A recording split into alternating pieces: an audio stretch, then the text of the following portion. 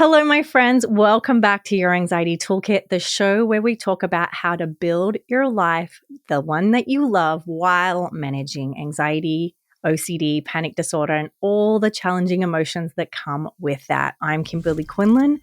I'm a licensed anxiety specialist, and today we are uncovering something that many of us chase, but often feel it is completely out of reach, and that is unshakable confidence.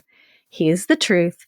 Most people believe that confidence is something that you are either born with or you magically gain when you're ready. But you're about to learn that this is a myth. What if the real secret to confidence is something entirely different and fully within your reach? To answer this question, I'm honored to welcome Dr. Russ Harris, doctor, therapist, father, internationally renowned trainer and of health professionals, and best-selling author of The Happiness Trap and The Confidence Gap. Right here, Russ's work has revolutionized how we understand confidence and has helped millions to take action despite fear and self-doubt. In today's episode, we're going to discuss the misconceptions that keep us stuck and reveal practical, science-based strategies to help us take confident and courageous action, even when fear is loud and self-doubt creeps in. If you're sick of hearing that you have to fake it until you make it, you will love this episode. Russ is going to teach you the secret to gaining and maintaining confidence. So welcome, Russ. I'm so thrilled to have you here. Oh, thanks so much. And thanks for inviting me. Thanks for that glowing introduction. I always get so embarrassed when people say those things, but not at all. You have been on my bucket list of guests that I have wanted for the longest time. I'm so honored that you're here. Oh, thank you. Thanks so much. So we are constantly getting asked about how to get confidence so that you can do hard things. We talk a lot here on this podcast about, it's a beautiful day to do really hard things. And a lot of people do feel like they're lacking the confidence to do that. So in your book, which as you can see, like I've got sticky tabs all the way down, like you talk about confidence being a game. All right. What do you mean by that? Well, it's, probably the first thing to say is, in terms of the title of the podcast, there is no such thing as unshakable confidence. Even the most confident people on the planet will find at times they get shaken and they get anxiety and self-doubt. This is just part of being human. And I think even before answering your question about the game, it may be useful just to talk about the two different meanings of confidence. Because the word comes from the Latin com fides, meaning with faith. Or fides, we get words like fidelity and so forth. And the original meaning of confidence was an act of faith, an act of trusting yourself, trusting yourself to do what's important or what's necessary, even if you're terrified, even if you're full of self-doubt, full of anxiety. It originally had nothing to do with how you feel. And then what's happened over the last century is the popular use of that term has started to change. Like many other words in English language, it's started to get a different meaning. And now what most people mean when they talk about confidence is an absence of fear, an absence of anxiety, an absence of self-doubt. They mean an absolute sense of certainty and a surety that I feel, that I can just do it and there's no doubt there. And you can still find the old definition in the dictionary, but it's been replaced by the new definition, a feeling of certainty or assurance. And this is a big problem because when you're stepping out of your comfort zone, trying new things, facing up to challenges, it's a given that you will have anxiety. It's a given that you will have self-doubt. And so what we're going to talk about in this podcast and, in the book is a more realistic sense of confidence that's based on the old meaning of the term rather than the more popular connotation. Yeah, I'm so grateful that you're saying that because so often we do think of confidence meaning you're not uncomfortable. Yeah. If you're confident, it must be easy. Yeah. Would you agree? Yeah, absolutely. I mean, I'm pretty confident at giving interviews. I've done lots of podcasts and so forth, but I still always have high levels of anxiety when I do them. I don't know if the camera's picking this up right now. My hands are quite red and sweaty here. And that's my little telltale sign. And, it's always awkward for me when I do public workshops and trainings and people want to come and shake my hand and they're like dripping with sweat because I'm very confident at giving workshops and trainings, but that doesn't mean no anxiety. That means Yes. what I do is I trust myself to do what's necessary to talk and deliver the goods. And even after all of these years, self-doubt shows up, anxiety shows up, fear of failure shows up. It's not like that stuff has magically disappeared. But what I've managed to do over the years through, acceptance and commitment therapy and mindfulness practices is learn how to unhook from those doubts and those fears, how to open up and make room for that anxiety and sort of let it flow through me without it carrying me away. So that I can take action and do what I need to do. And that's kind of what I would call genuine confidence or authentic confidence here. And so you were talking before about, what did you say? How many people asked this question? Well, I was sharing with you before, just for the listeners. So I did poll social media on questions they wanted to ask about confidence. And, I was really expecting, I kind of had an idea what was going to be asked. And about 80% of people who polled, and it was a ton of people, asked, is it simply fake it till you make it? Yeah, see, I was blown away. I hate that saying. I really do. So with this approach, again, come back to confides. Fides is about fidelity. Fidelity means being true to yourself. So the original meaning of confidence is really, it's also about being true to yourself. So there's nothing that you want to fake. It's about being real. So while I am with you, I didn't need to tell you that I was feeling anxious and having sweaty hands. You wouldn't have known, right?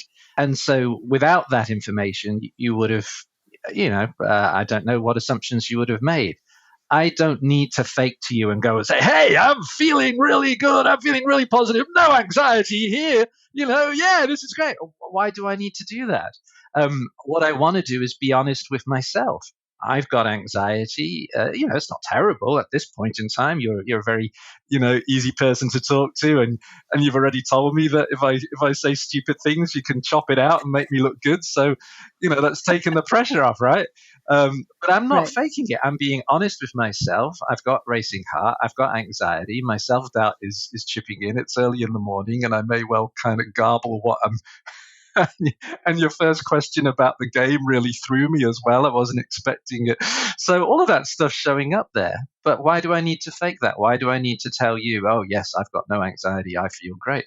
Let's just be myself, be real with you, and be real with me. No faking. Right. So the golden question here is, how does one lead with confidence? How does one act with confidence, behave with confidence? Or, and you can sort of I love dispelling the myth. So what does it look like for someone who is listening today who feels that they don't have enough confidence to do the thing they want to do? How might they do that? That's a great question. I think what we need to do is kind of have a look at when someone asks that question. What they're really saying is this: I can't do the things that I want to do unless self-doubt, anxiety, and fear of failure disappears. As long as I've got these uncomfortable feelings in my body and these kind of uncomfortable thoughts in my head, I can't do what really matters to me. And so the first question I would want to ask as a therapist would be, okay, I wave a magic wand. And all of this anxiety and self-doubt, all those difficult thoughts and feelings, it's like water off a duck's back. It just has no effect over you. Then what would you do differently? What would you start doing? What would you stop doing? What would you do more of? What would you do less of? How would your body posture, your facial expression, the things that you say and do, what would that look like? What would be different? And so help each person to kind of get their idea of what it is that they want to do differently. And then the aim is to start doing that stuff while making room for anxiety, letting it flow through you, while unhooking from all that unhelpful mind chatter so it doesn't pull you out of what you're doing. So confidence can look very different for different people. I'm in a setting now where, because so many of your listeners are, dealing with anxiety, I'm kind of opening up and talking about mine, but perhaps in a different setting with a different audience, I wouldn't be doing that. You could argue, you could argue that, confidence is being able to, share what's really going on deep inside you and share that with people. That might be in this particular setting, but in a different setting, it might not be that. Um, Yeah. so it varies. So I guess each person really needs to ask themselves, what would I be saying and doing differently if I wasn't letting these uncomfortable thoughts and feelings dictate my actions, dictate my choices? Yeah. Yeah. I mean, in the book, you actually have some prompts, and I went through it even myself and sort of journaled down like the answers. You'd ask some questions about, how I would act and what would I do? How would I be with the relationships or showing up at work and so forth? And I thought that was a really great way to get really clear from a bird's eye, like what would it look like if I did have confidence in this one area? And I'll share for me, I'm really confident in many areas and not confident in others. It's not universal across all areas of my life. So it was great to sort of isolate those. What I thought was really cool is you listed the 5 reasons people lack self confidence in the book. You said excessive expectations, harsh self judgment, preoccupation with fear, lack of experience, and lack of skill as those reasons. And that really spoke to me in terms of, for me, like in the area that I wrote down. So, do you have anything you want to share about those 5 reasons that people do? Yeah, I mean, I think the first 3 are sort of fairly self-evident, aren't they? People judge themselves and can't do it and that kind of stuff. The sort of preoccupation with their own feelings. I've got to get rid of this anxiety, this kind of often perfectionism. I've got to do it perfectly. I've got to do it brilliantly, comparing yourself to others. All of that is just going to ramp up our anxiety and make it harder for us to focus on what we do. And you're a big advocate of mindfulness, and the probably one of the most important things about mindfulness is it just helps you do things better. If you're not focused, if you're not engaged, if you're distracted, it doesn't matter what you're doing, you're not going to do it very well. The more focused you are, the better you'll do it. So if you're all caught up in your thoughts or you're preoccupied with your feelings, your attention is diverted away from the thing that you're trying to do. And it's inevitable then that your performance or your ability to do that is going to go down. Lack of skills and lack of experience, are also very important. Like, the first time I hopped on a bicycle, I was in my early 30s. Since then, I've been on a bike about 4 or 5 times, and I can manage to stay up for about 4 or 5 minutes before I fall off the bike, and I'm not particularly motivated to learn how to do it. But let's suppose that I was. And suppose I said to you, Kimberley, it's like, I want to ride a bicycle, but I'm not going to do it until I feel confident. What would you say to me? What would I say? Yeah. I would say, do it not confident. And if I said to you, well, but no, I'm not confident enough to get on the bike, what would you say? You're going to have to practice, like do lots and lots and lots of reps, and it'll get easier with Yeah, time. exactly. It's the same, and this, what any parent would say to their child. My parents never taught me to ride a bike, but parents that do teach their kids to ride bikes, this is what they tell them. Of course, you will fall Yeah. off, and you've got to fall off, and you've got to wobble all over the place, and of course you're going to feel scared. It's only once you've been riding that bicycle over and over and over, and you know how to correct your balance and do all that stuff, then your anxiety will reduce, and then your ability to ride will get better. And so one of the key things in the confidence game, I guess, is playing this game better so that you can get more of what you want. Is this basic idea that the actions come first, the feelings come later. You can't expect realistically to feel confident at something until you've done it over and over and over and over again, develop the skills, develop the experience.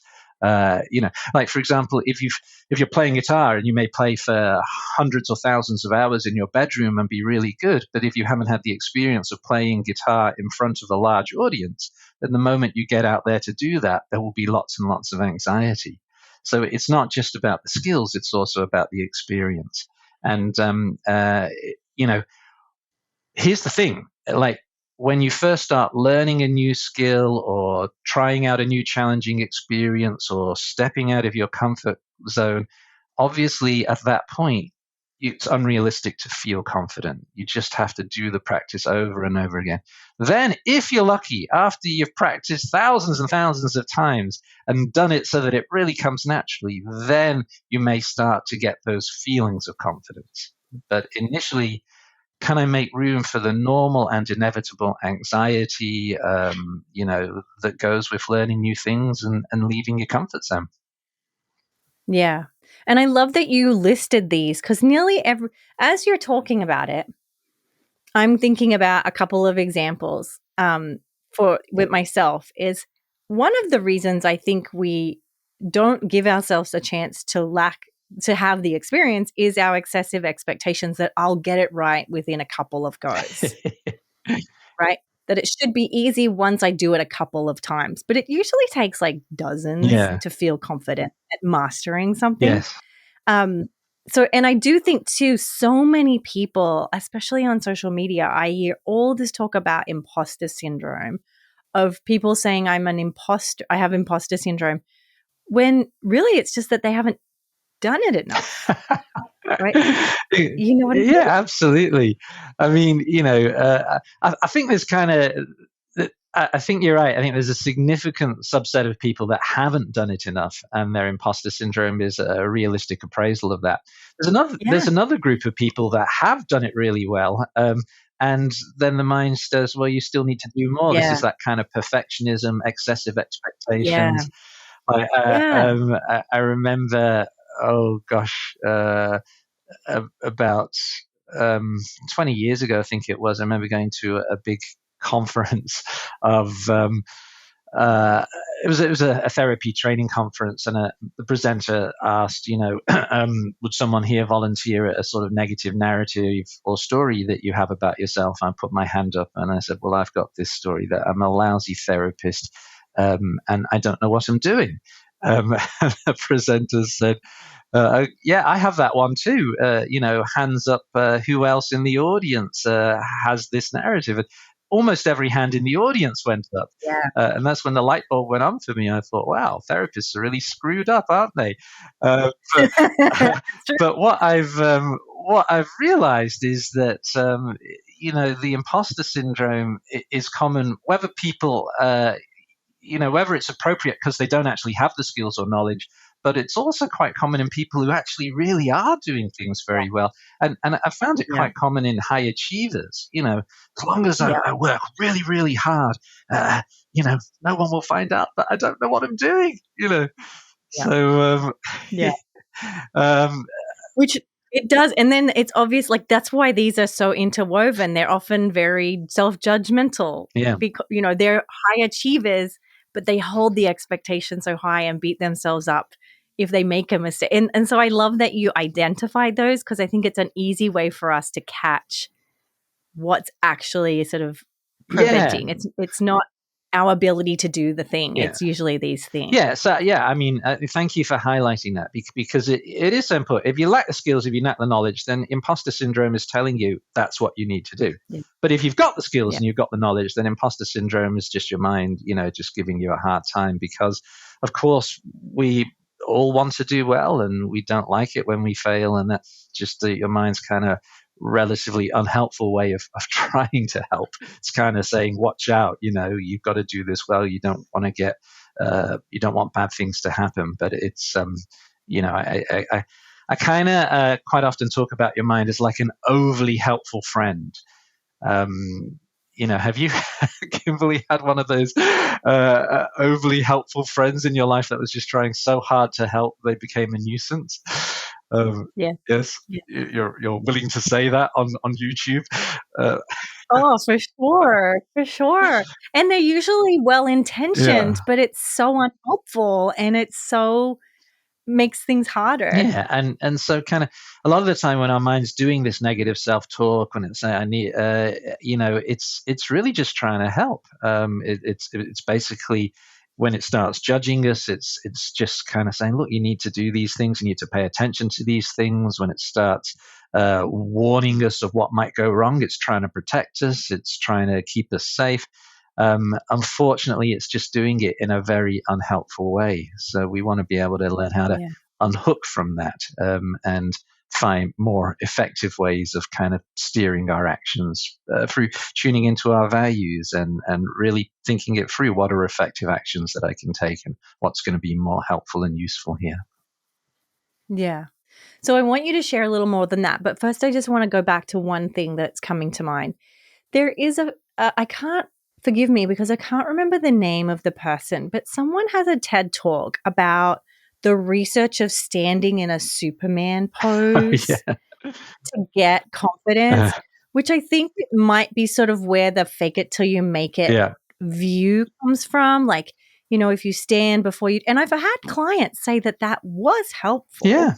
But what is your stance on that model to gain the confidence to do the things? Because you beautifully at the beginning of the book talk about the actual goal isn't confidence. The goal is to do the things you want to do with your life. Yeah.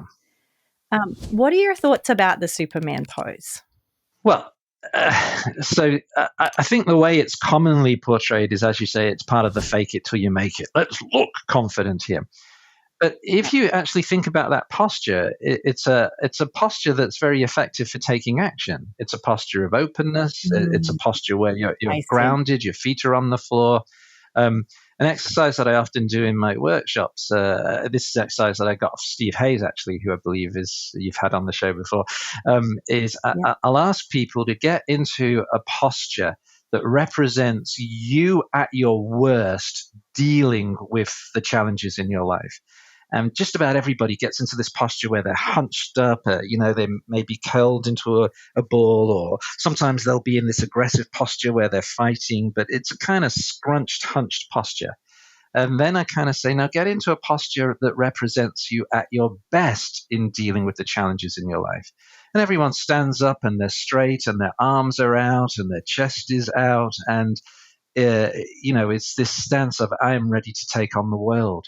So I think of it in terms of what posture is going to help you take action, what posture is going to help you engage with your audience, what posture is going to help you take in the most information from your environment. That does happen to be the sort of Superman pose, but it's not about trying to control your feelings. It's about preparing yourself for what you want to do. So it's just different emphasis. Yep. And I love that you spoke to that little nuance because I think that's really, really important. Okay, so let's talk about, you talk in the book about the difference between a value-focused life and a goals-focused life. Okay. And the relationship with confidence. How might we use values? A lot of times we talk about values here on the podcast, and I often get questions like, I don't really know what you mean. Like, what would that look like? So do you want to sort of share your idea on, because it's such a huge piece of the book? Yeah, sure. I will. I'll just also, before I answer that, just let you know that my anxiety levels have really dropped now, because I'm into the Ah, podcast, I'm into the flow, I'm kind of in the game. My hands are, the sweat's kind of disappeared now. And so, again, this is what happens as we really engage mindfully in what we're doing, let go of trying to control our feelings, then they fluctuate, they vary. yes. Probably if you ask me some really challenging question right now, then they'll go up again. But um, Let me think of something really hard. but this is the nature of anxiety. It fluctuates, it comes and it goes, and so Yes. forth. So values. I mean, there's different definitions of values. The confidence gap is based on this model called acceptance and commitment therapy, ACT for short. And in the ACT model, we define values, basically as desired qualities of action. So your heart's deepest desires for how you want to behave as a human being. Deep in your heart, how do you want to treat yourself? How do you want to treat your body? How do you want to treat your dog and your cat? How do you want to treat your friends, your family? How do you want to treat your environment? So it's basically how you want to treat anyone or anything that you're interacting with. What qualities do you want to put into that interaction? So, if I ask, most people, how do you want to treat your children? They'll say, well, I want to be kind and loving and patient and fair and honest and open. And, so those are your values. So, when you're losing your temper and yelling at your kids and, shouting at them, is that you kind of being who you really want to be? Well, no. That's you hooked by your anger and your frustration and treating your kids in a way that you probably don't want to. So it's really just getting deep in your heart. What are the qualities that you really want to bring to your actions? Just that simple phrase, how do I want to treat this person or this activity or my body or myself or whatever it is I'm interacting with? So, can I share a personal example of this? And I'd be just curious. So, as I did this, I was actually thinking of my children. Mhm. I have a teenage child now, and this is wonderful. I love this stage, but I'm also finding that my confidence is wavering. It's not consistently, it's not going down, but it's up and down depending on the hour or the day. And I'm still showing up according to my values. I'm still loving and kind and firm, but flexible and so forth. But then I still will have moments, usually, as you know, like late at night when your head hits the pillow, where my brain then um, is not confident in how I handled things. What might you suggest for those who are showing up according to their values as best as they can? Yeah, It's not yeah. perfect. I'm Um, glad to hear that. Yep. yeah, but the confidence is up and down and not consistent. Yeah, How might I handle, or somebody with a different scenario similar to handling those moments where confidence is on a downswing? yeah. Well, the first thing is to recognize that's normal. You know, when if we just stick with parenting as the example, when your kids are doing things and you've experimented with different ways of responding and you found what works for them, then you get more confident. Oh, well, if I lower my voice and I use this phrase and I kind of, firmly state the case, then I know that, Jess is going to respond like this. And so you kind of get, but then one day you do it and Jess doesn't respond that way and she starts throwing things across the room, then, boo, I wasn't expecting that. So your confidence just disappears, right? Um, uh, Yeah. but again, it's like, all right, so what's my new way?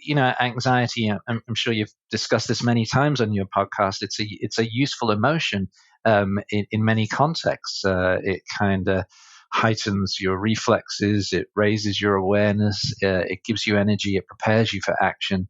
So if you don't fight that anxiety, you can actually utilize it to deal more effectively with challenging, stressful situations. It's kind of the more challenging and unexpected the situation, the more likely it is you're going to have anxiety and self-doubt. It's going to come creeping in. But then we can come back to that older meaning of confidence acting with faith. Well, okay, can I trust myself to experiment and try different things? And, if I screwed it up on that particular occasion with Jess, we kind of, well, can I talk to her about it the next day and, address it from a different space and a different perspective, and, come at it when we're both a bit calmer and so forth, so it's that willingness to go back in and try again until you find something that works. Because unfortunately, people are unpredictable at times.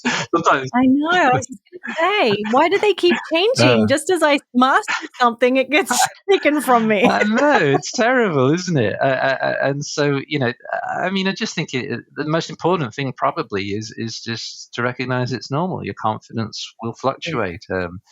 And of course, self-compassion is very important. As parents, we're going to screw it up over and over and over again.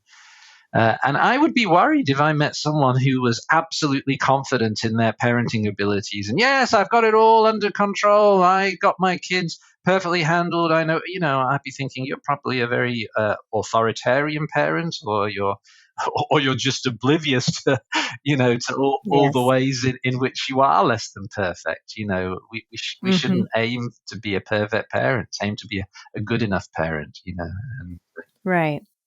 So thank you for that. That brings me to some questions that the listeners asked, which are more specific to them. One it brought to mind, and I want to go, is they were saying, what about if I have no evidence that I will, like you talked about beautifully, like the real unshakable confidence is just the faith that you'll keep trying and keep going.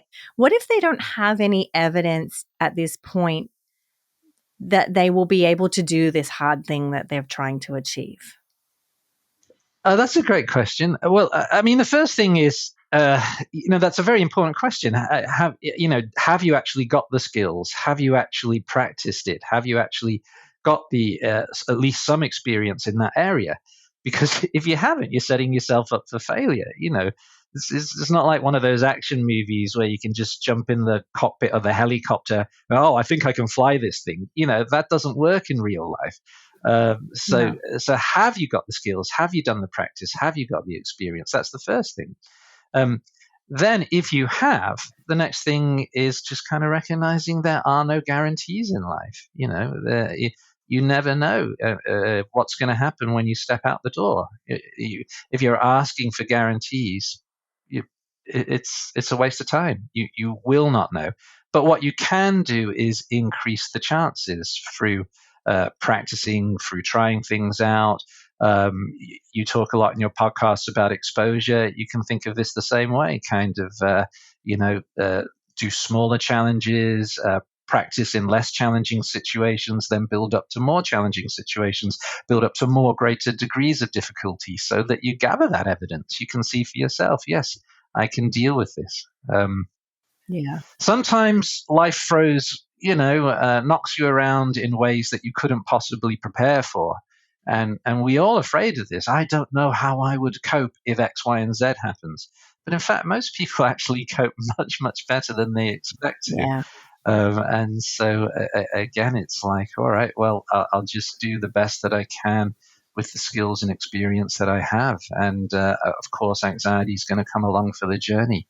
But let's make room for it. Let's not fight it or run from it. If you're asking for evidence that I know I will succeed, it doesn't exist. There is no way.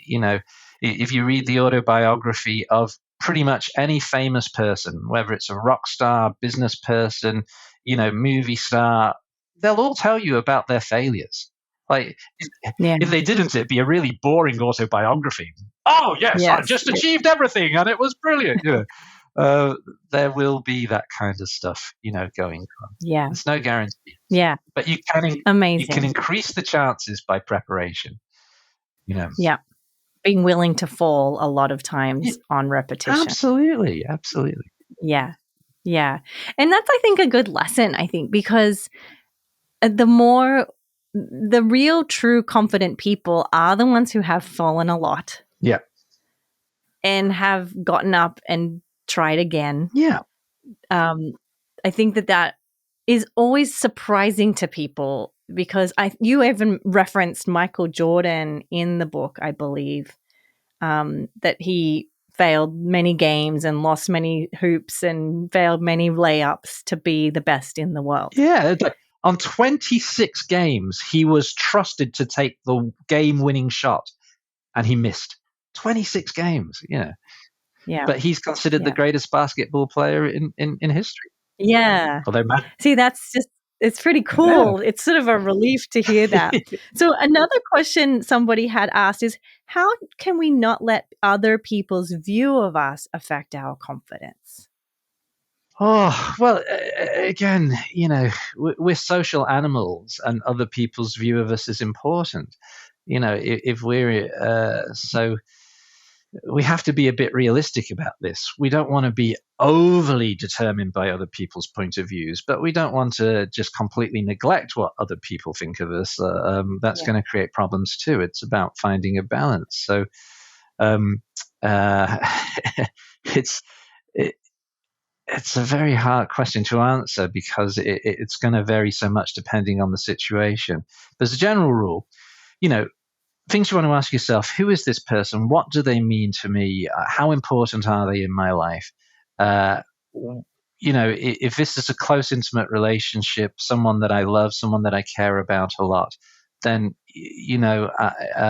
hopefully this can be a relationship where we can talk about these things. If I've upset you, or if I'm doing things that you don't like, can we talk about it? Can we address it, and so forth? If it's like a workplace situation where you have to present a new product or project to a big audience, some of whom may be hostile, that's a very different situation. It's a given there's going to be some people in that audience that are hostile towards you, and part of your aim there is to win them over. But of course, there's going to be some anxiety and some doubt about that. Again, it's just unrealistic to think you can go into those situations without any of that stuff showing up. So there isn't a simple answer. You just got to, what's the social situation? Who is this person? What outcomes am I looking for? I guess the most general advice I can give is that,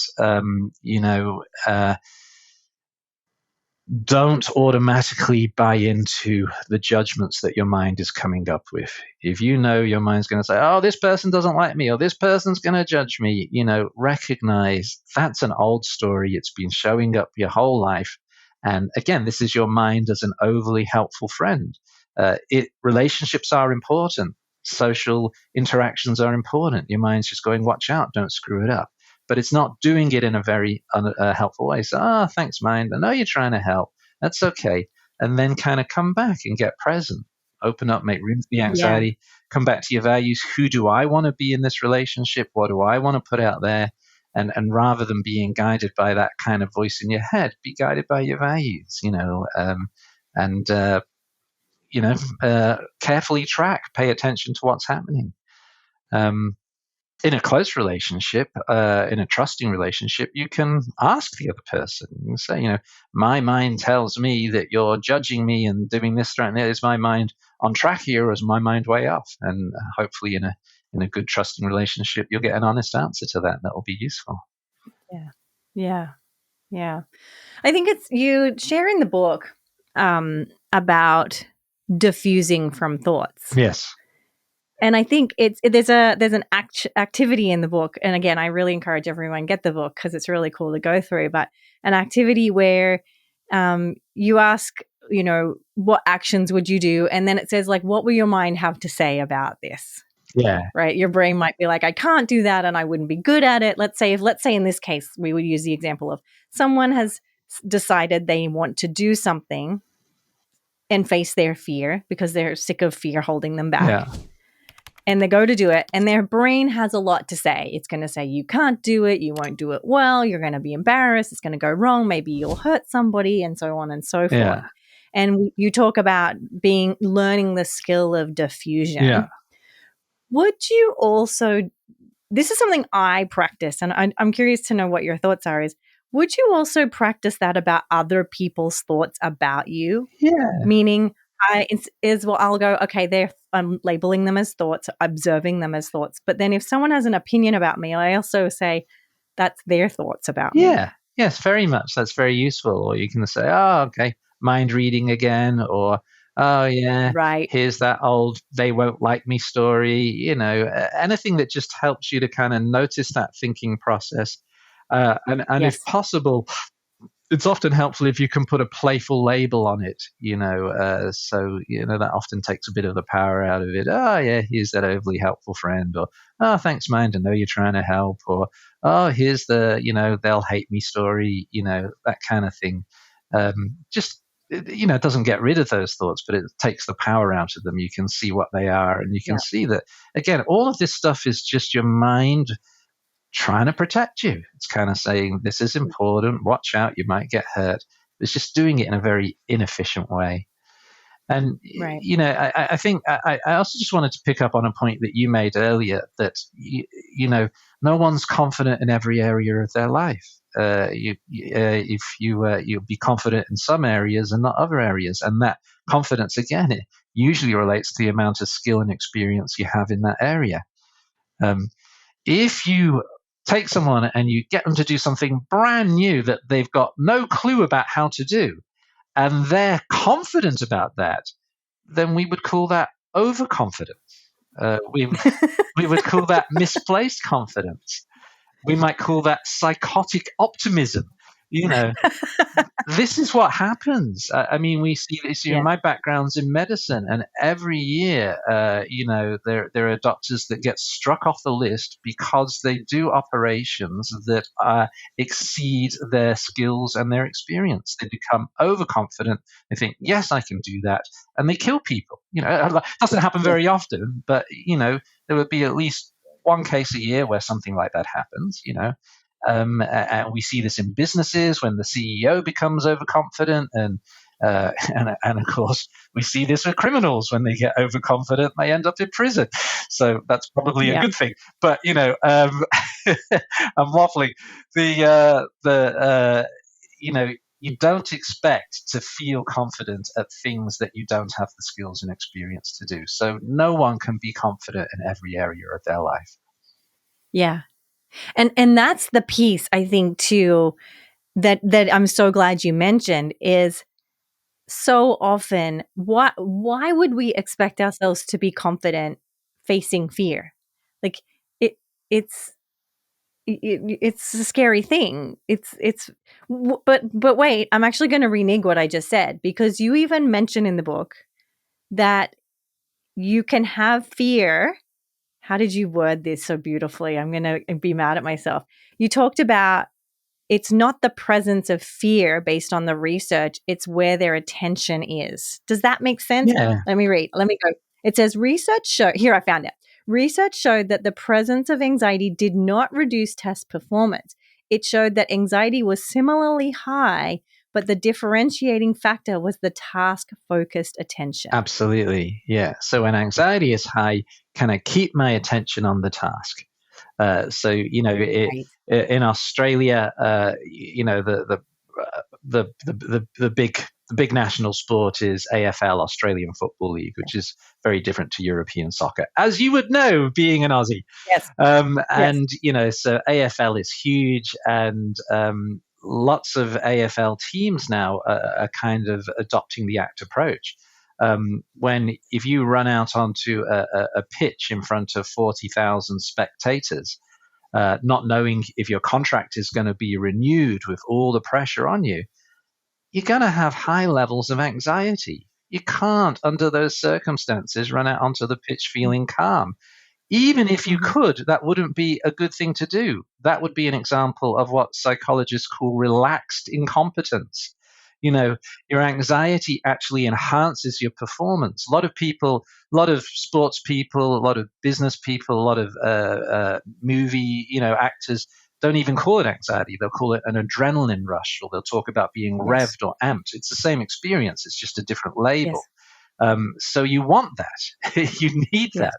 But if, as that player, you're giving all your attention to the feelings of anxiety in your body instead of the ball and where it's going and your other team players and where they are, then you're going to be in trouble. Your performance is going to go down. So it's not about the anxiety. And that's so true of an exposure when you're facing a fear too, I think. Yeah, absolutely. When we put too much attention on the fear and not on the thing that the goal in which, or the value in which you're acting from. Yeah, absolutely. Okay. Amazing. Yeah. Amazing. Listen, I want to be respectful of your time. I could ask a million gazillion more questions, but maybe one day we'll have you back on the show to talk about more things. Love to come back. Would you, is there anything that you feel that you want to sort of say to bring it home in terms of people gaining the confidence they need to do the thing they want to do? Well, I think, in the book, I've put lots of inspiring quotes. But the one that I like best is from the great American writer Ernest Hemingway, who said, "The first draft of anything is shit." And I love that. It's like I've written 10 books now, and it's always hard to get started. My mind's always like, blah blah blah.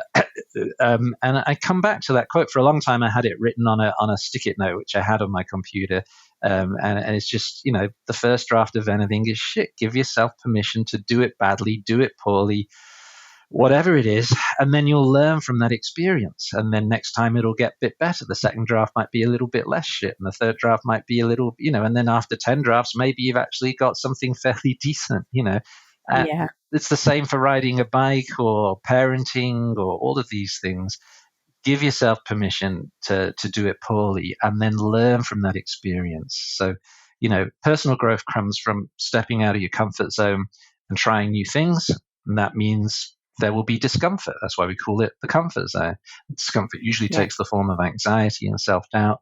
Step out of the comfort zone, make room for the anxiety, do it over and over and over and over again until you've built up the skills and the knowledge and the experience that you need to do it at least reasonably well. And then you have genuine confidence. Thank you so much. Where can people hear about you, get in contact with you, read more of your books? Well, my best known book is actually The Happiness Trap. And the website that goes with that is thehappinesstrap.com. So that's probably the best place. And I have to say, I am the biggest fan of the illustrated Happiness Trap. Oh, lovely. Yes. Yeah, the little pictures and cartoons that really... That was brilliant. Yeah. Oh, thank you. Yeah. Yeah. Amazing. It's one of my favorite books. It's a book that I have all my clients read at least once a year because I feel like it's something we need to go back to over and over again to pick apart new tools and new ideas. Oh, wow. Oh, gosh. That's fantastic. Lovely. Yeah. Yeah. Yeah. Thank you so much for being here. I'm so grateful. Anytime, we can support you, let us know. Oh, thanks so much. It's a pleasure.